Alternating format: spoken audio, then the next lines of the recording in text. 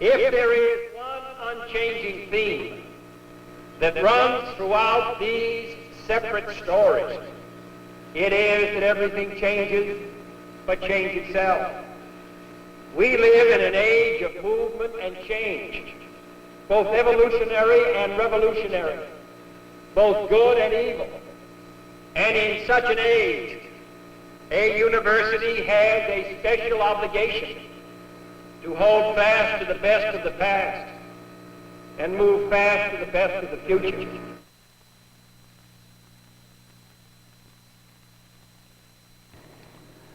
On May the 18th, 1963, President John F. Kennedy became the 14th president to visit this city, either before, during, or after his term of office. His reception here was an enthusiastic one. It was a bright spring Saturday morning when the presidential plane touched down at Berry Field. The president, tanned from a recent trip to Florida, flew here directly from Washington and was greeted by officials at the airport and by hundreds of enthusiastic supporters who hoped for a glimpse of the youthful president. They were not disappointed. The president moved away from his official party, walked through the throngs lining the airport runway, and shook hands with many of those in the crowd. The impromptu greetings at the airport set the pace of the president's visit. From the airport, the 15-car motorcade moved into downtown Nashville. Along the route, thousands more lined the streets to catch a fast-paced glance of the president. The motorcade made its way from the airport on Murfreesboro Road to Broad Street, out Broad to West End Avenue, and then to Vanderbilt University's Dudley Field. Along the route, youngsters perched atop poles and trees to see their president pass by. It had been predicted that 20,000 persons would be on hand at the stadium to welcome the president. The predictions were conservative. The crowd along the motor route numbered some 300,000, and an estimated 33,000 filled Dudley Field. The president acknowledged the cheers, and there was no indication that in just 6 months, while riding in a similar motorcade in Dallas, Texas, a sniper's bullet would cut short a bright career. The president came to Nashville with a twofold purpose. First, to salute the 90th anniversary of Vanderbilt University. Second, to honor the 30th anniversary of the Tennessee Valley Authority by initiating construction of the Cordell Dam and symbolically the construction of the J. Percy Priest Dam. The construction of the two dams, one on the Upper Cumberland, the other on Stones River, came when the president pushed a button. Stand please for a moment while the president will begin excavation on the Cordell Dam.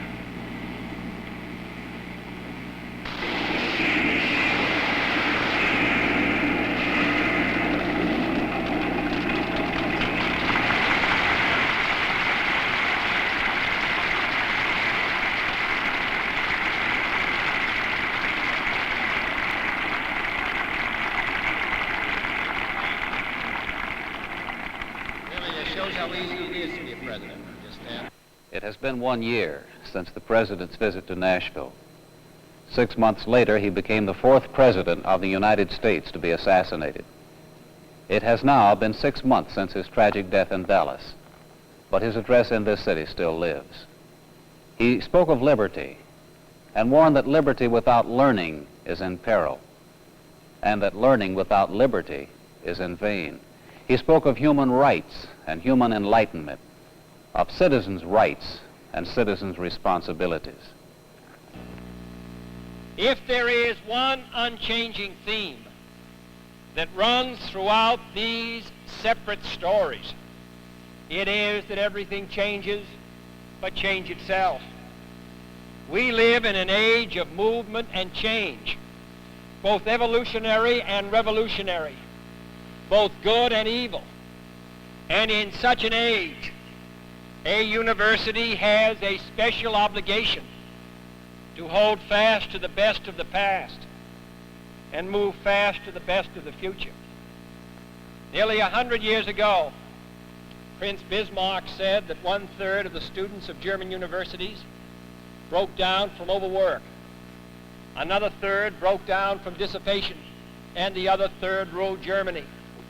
I do not know which third of the student body of Vanderbilt is here today, but I am confident we're talking to the future rulers of Tennessee and America in the spirit of this university.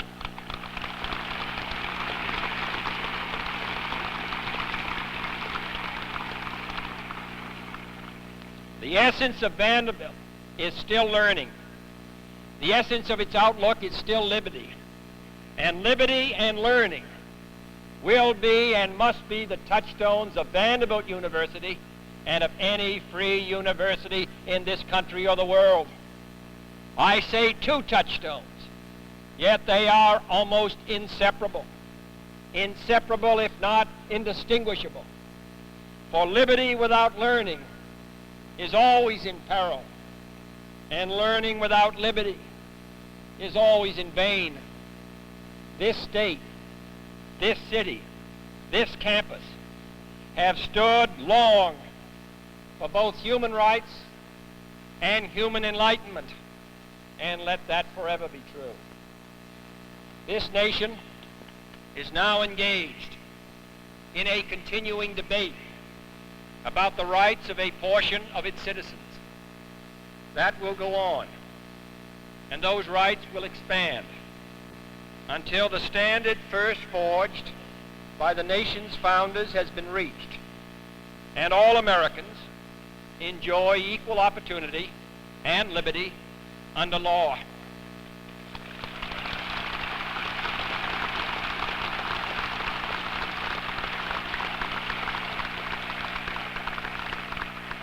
But this nation was not founded solely on the principle of citizen rights. Equally important, though too often not discussed, is the citizen's responsibility.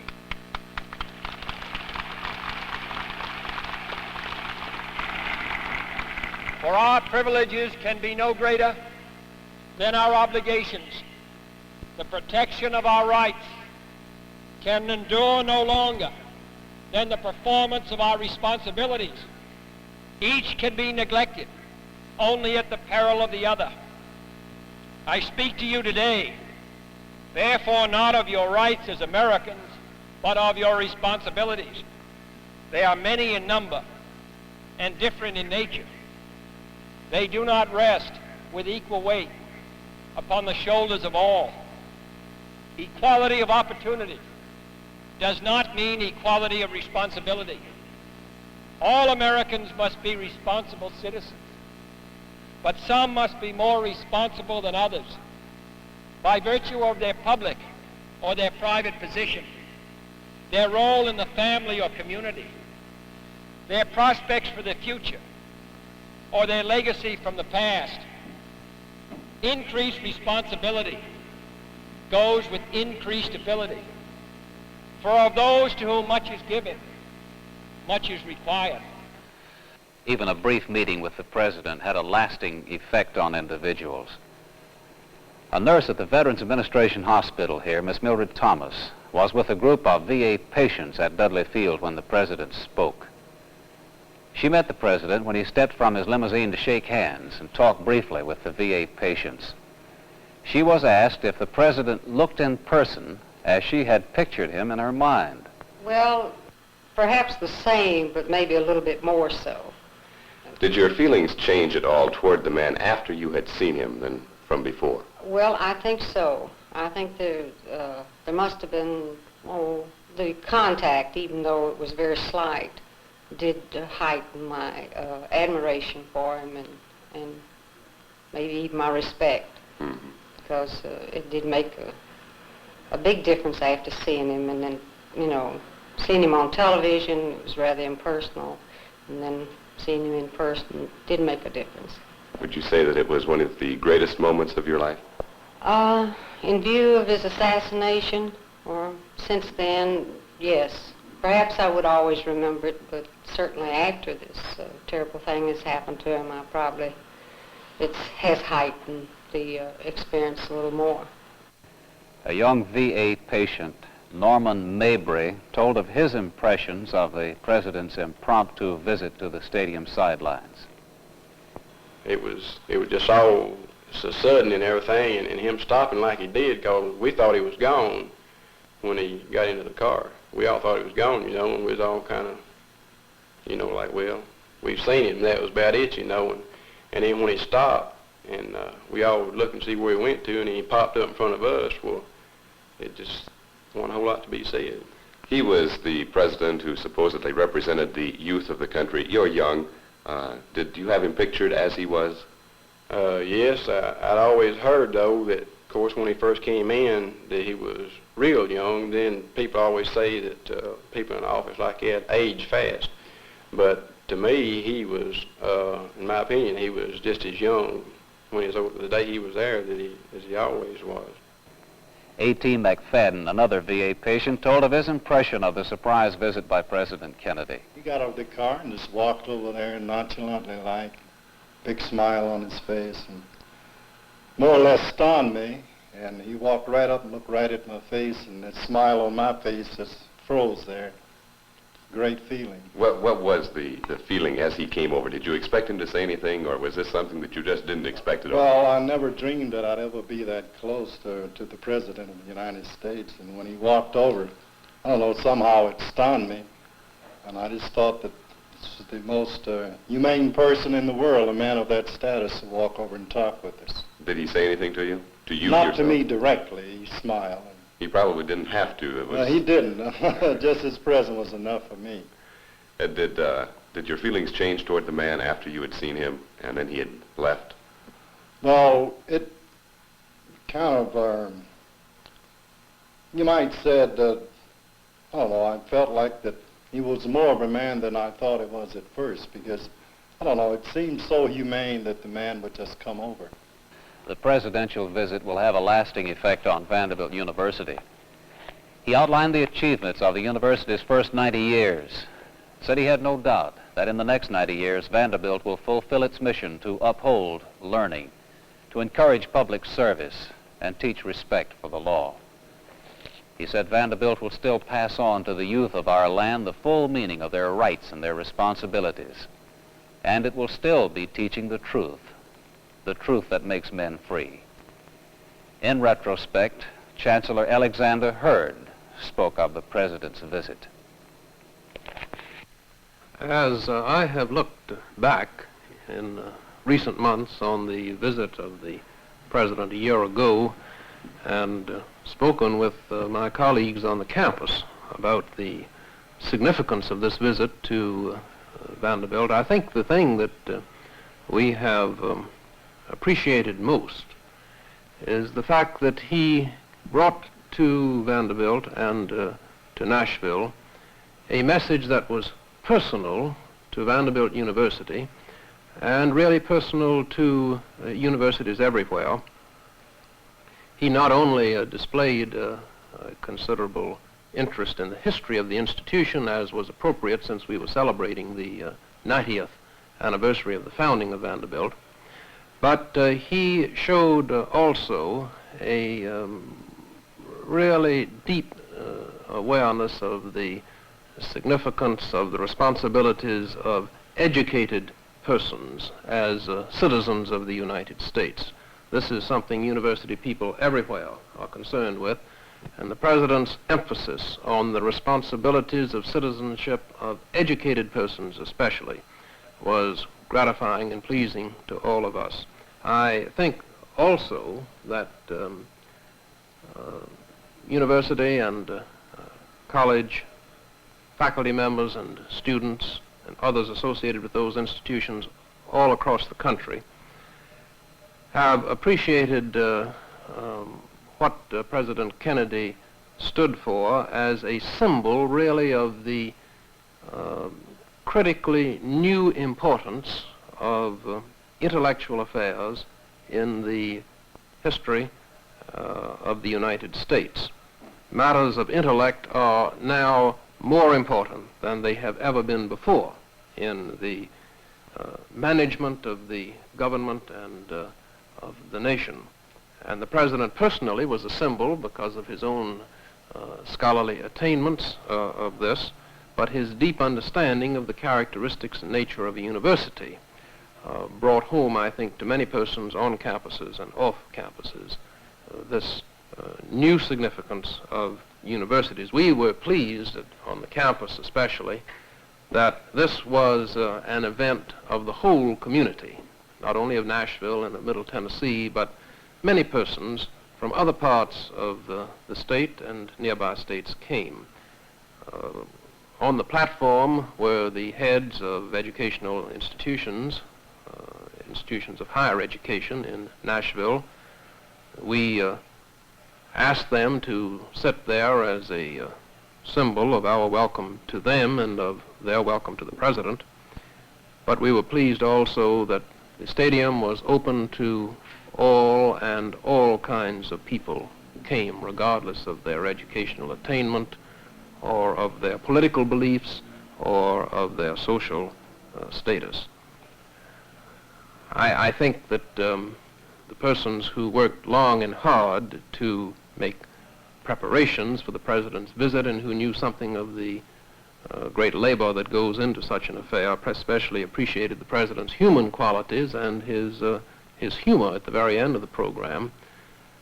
After weeks of preparations, arrangements had been made, as you have seen, for the President to press a button to explode a charge that would begin construction on the dam. And the President, after he had done this and the word came back over the loudspeakers, a tremendous boom in the stadium, remarked to the crowd, "Really, this shows how easy it is to be President." And we liked this light touch with which he closed the ceremonies. It was the educated citizen that the President called upon to face his obligations to the pursuit of learning, to serve the public and to uphold the law, and to reject the temptations of prejudice and violence. The educated citizen has an obligation to uphold the law. This is the obligation of every citizen in a free and peaceful society, but the educated citizen has a special responsibility by the virtue of his greater understanding. For whether he has ever studied history or current events, ethics or civics, the rules of a profession or the tools of a trade, he knows that only a respect for the law makes it possible for free men to dwell together in peace and progress. He knows that law is the adhesive force of the cement of society, creating order out of chaos and coherence in place of anarchy. He knows that for one man to defy a law or court order he does not like is to invite others to defy those which they do not like, leading to a breakdown of all justice and all order. He knows, too, that every fellow man is entitled to be regarded with decency and treated with dignity. Any educated citizen who seeks to subvert the law, to suppress freedom, or to subject other human beings to acts that are less than human degrades his inheritance, ignores his learning, and betrays his obligations. Certain other societies may respect the rule of force. We respect the rule of law.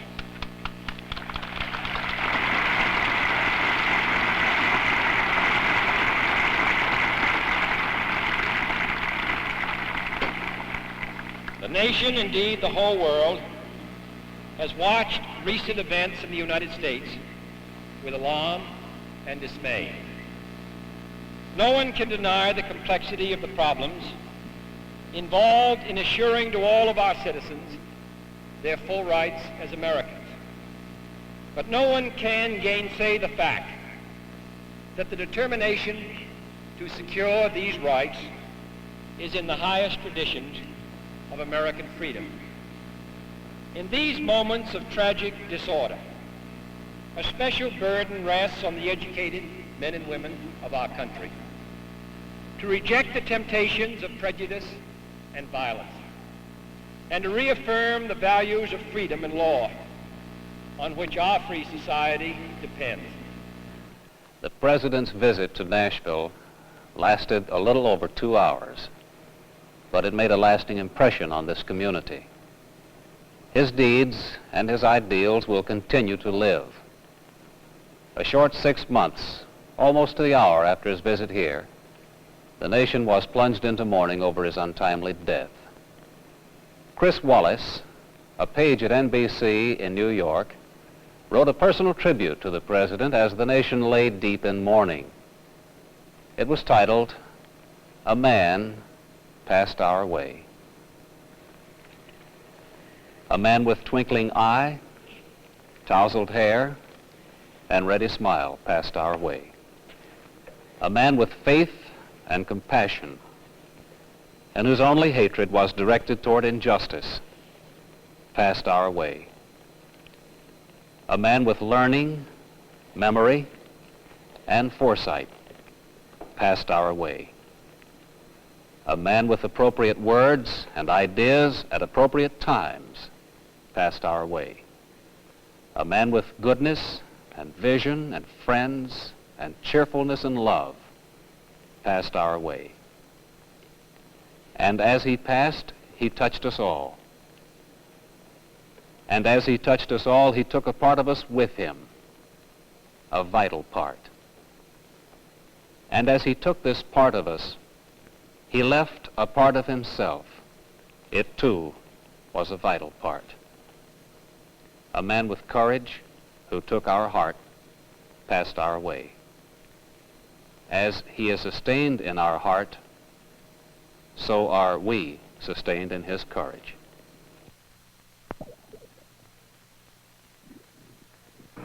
The essence of Vanderbilt is still learning. The essence of its outlook is still liberty.